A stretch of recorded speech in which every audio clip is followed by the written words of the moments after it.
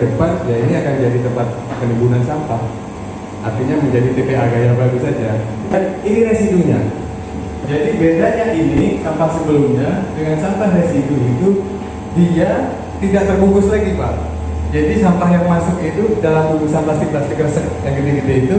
Nah, begitu naik ke conveyor, dia masih dalam posisi terbungkus. Begitu tahap pertama orang ada 15 orang yang bekerja di sana, dan saya lihat di rokok.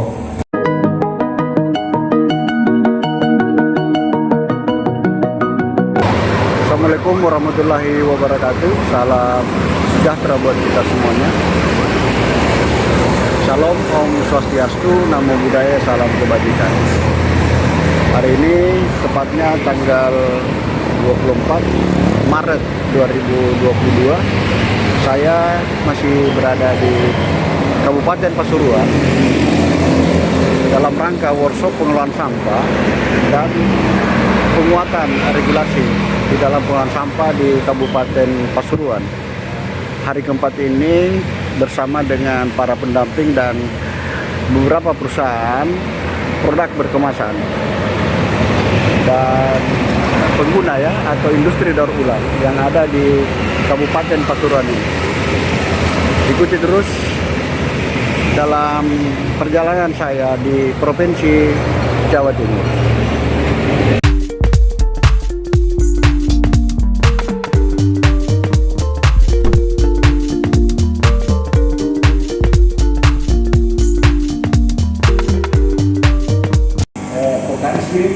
Teman dari yang ini mungkin bisa menjadi alternatif, silahkan dipilih.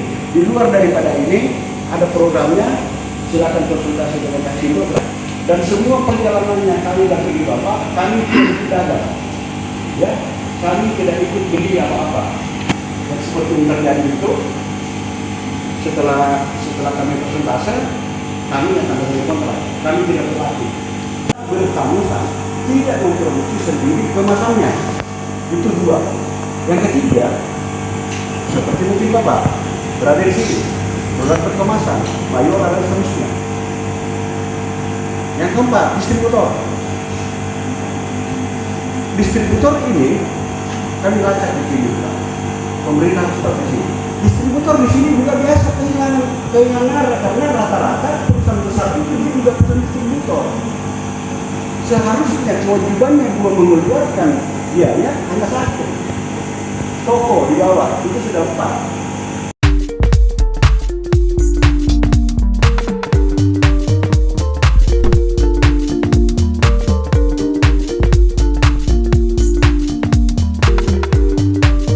Dan prasarana itu tidak akan pernah bisa berjalan seperti apa yang kita inginkan. Ya. Mungkin itu pengantar dari kami. Nah, ini diawali dulu dengan hasil pemotretan Mas Nara, bagaimana sih pengelolaan sampah yang saat ini dilakukan di wilayah Pasuruan. Kita memetakan beberapa lokasi yang kita harapkan nanti mewakili kondisi Pasuruan, karena kondisi Pasuruan ini kan beragam, ada wilayah gunung, ada pariwisata, kemudian juga ada pesisir. Nah, ini kita coba potret semua bagaimana pengolahan sampah yang ada di wilayah Kabupaten Pasuruan ini, yang nanti mungkin bisa kita merumuskan bersama bagaimana kita harus melakukan pengolahan sampah yang diharapkan atau yang diamanahkan oleh Undang-Undang Pengelolaan Sampah. Mungkin itu pengantar dari kami. Selanjutnya mungkin bisa langsung diteruskan oleh Mas Nara.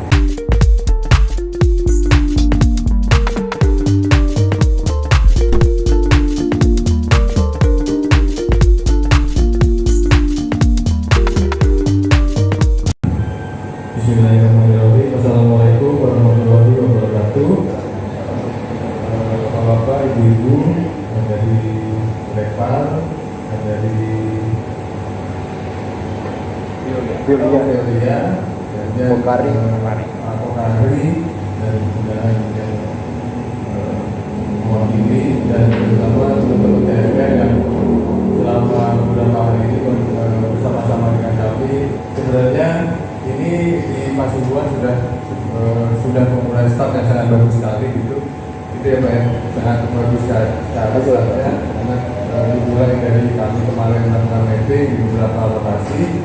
ada 11 lokasi kemarin mulai dari TPST Nguling, Lekok, nanti juga sampai ke Kosari, sampai ke Bogor sana, baru kemudian turun kita ke kota, di Bangil, di Gempeng, terus kemudian terakhir itu di Gandasari. Nah, kita potret sebenarnya situasinya hampir sama, semuanya hampir sama, persoalannya ada di pemilahan dan pengumpulan. Nah, yang saya potret ketika kemarin ke lapangan memang dua persoalan itulah yang belum selesai, karena di tingkat pemilahan itu hampir dibilang tidak ada sama sekali. Adapun upaya untuk melakukan pemilahan di sumber sampah itu memang ada, misalnya penyediaan infrastruktur pemilahan sampah, tetapi kemudian tidak ada pendampingan yang long term gitu, yang jangka panjang, sehingga hanya melakukan diskusi ini aja, edukasi, mempertemukan orang, setelah itu diberi barang, setelah itu lepas. Nah itu kemudian pada praktiknya akhirnya apa kalau kata kendor lagi. Nah plus ditambah lagi ada satu hal yang paling utama menurut kami yang dalam tanda kutip menjadi faktor utama masyarakat tidak mau melakukan pemilahan sampah, yaitu ada sistem retribusi, iuran dan segala macam. Itu yang agak berat. Yang ketiga, tidak ada sistem insentif ketika masyarakat melakukan upaya pengelolaan sampah. Itu yang kemudian nanti kita bersama-sama perhatikan bahwa di lapangan apa yang terjadi. Kita coba, saya mau izin berdiri, kita coba yang pertama.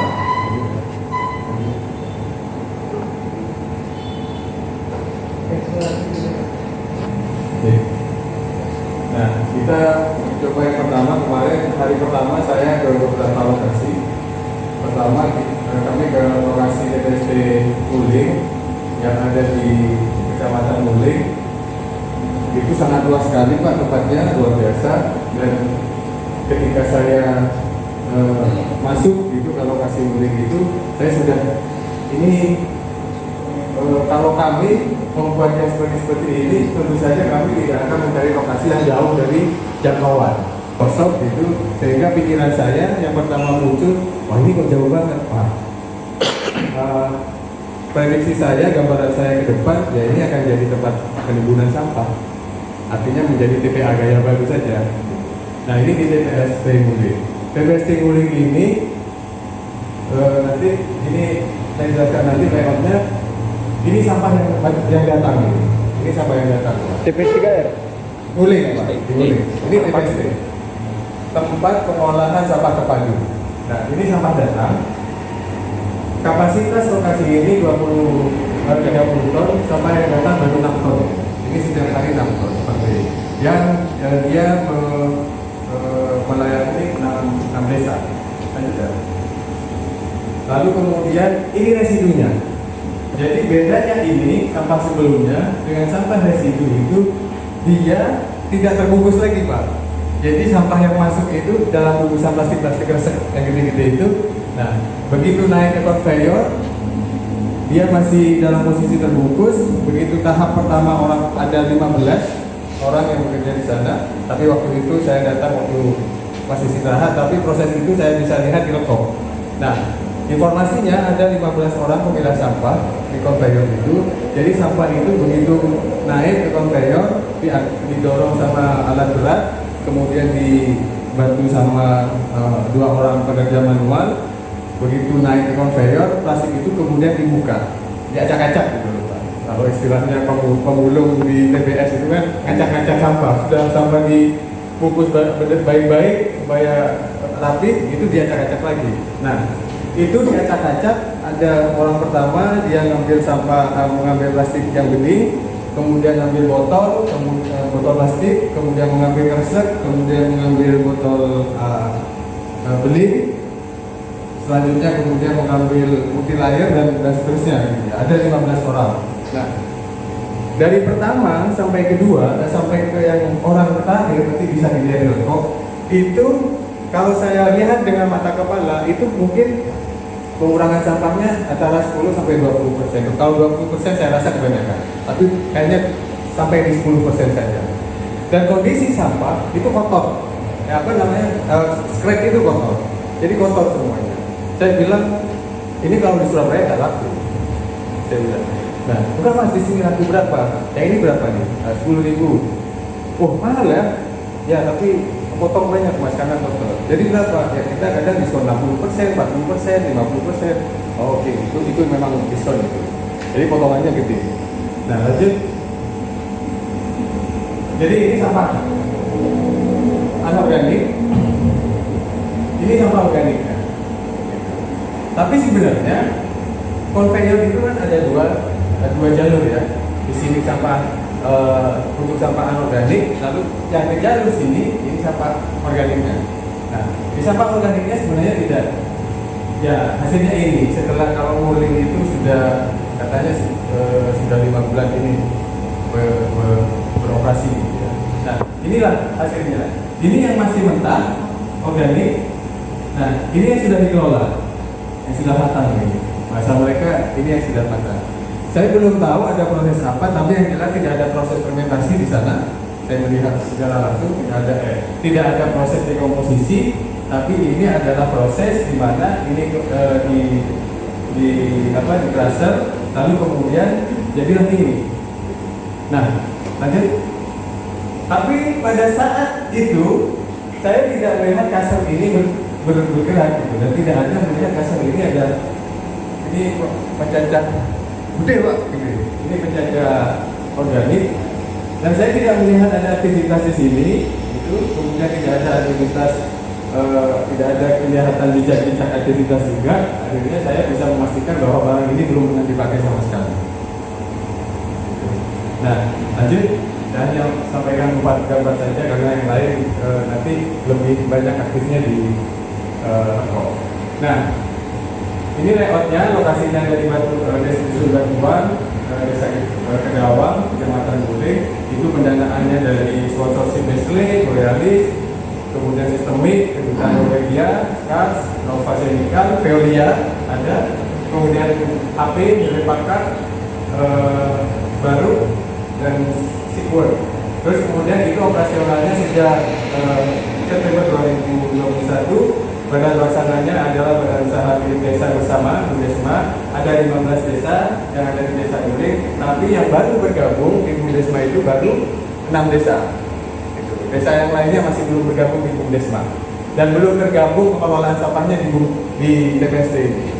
Nah, ini dilakukan Pak Luhur sampahnya ya. Saya kebetulan mengikuti pada waktu itu online 26 Februari, tapi khusus yang di laptop ini begitu dia diresmikan dia langsung jalan. Beda dengan yang di Guling. Yang di Guling itu begitu diresmikan belum jalan. Nah ini sudah jalan. Diresmikan oleh Luhur Wisata Jaitan 26 Februari. Nah lanjut. Ini potret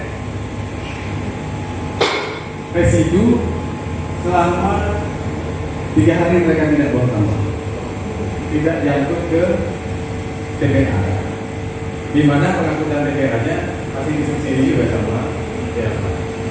Nah, kalau sudah dilepas subsidinya tambah rugi mereka. Lanjut, ini adalah orang terakhir pak.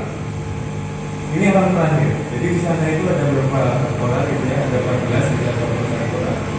Ini orang terakhir. Dan sampahnya masih sedikit. Kita bisa lihat sampah yang datang ini masih sedikit. Kemudian sampah yang keluar itu masih banyak juga. Jadi keluarnya, jadi tidak mengherankan kalau kemudian sampah yang datang dengan sampah yang menjadi residu itu masih sangat banyak. Lanjut. Nah ini layoutnya sama operasional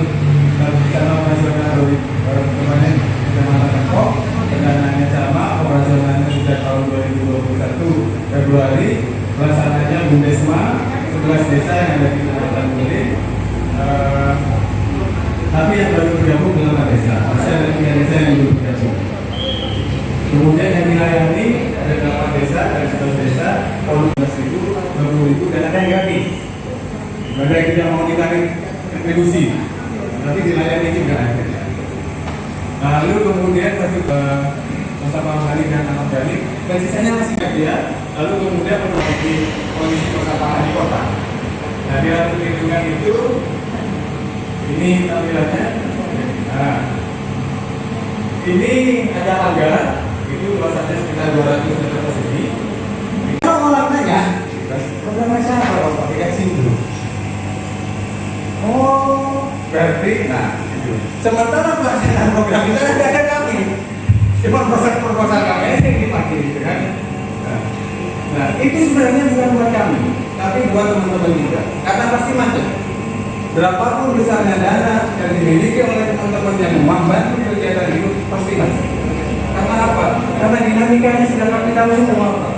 Kalau ada orang-orang baru dilakukan pengolahan sampah atau orang-orang lama yang dinamikanya tidak pernah seruwet yang kami lalui, gitu kan? Mereka akan mati. Sampai sini aja sudah mati, Pak.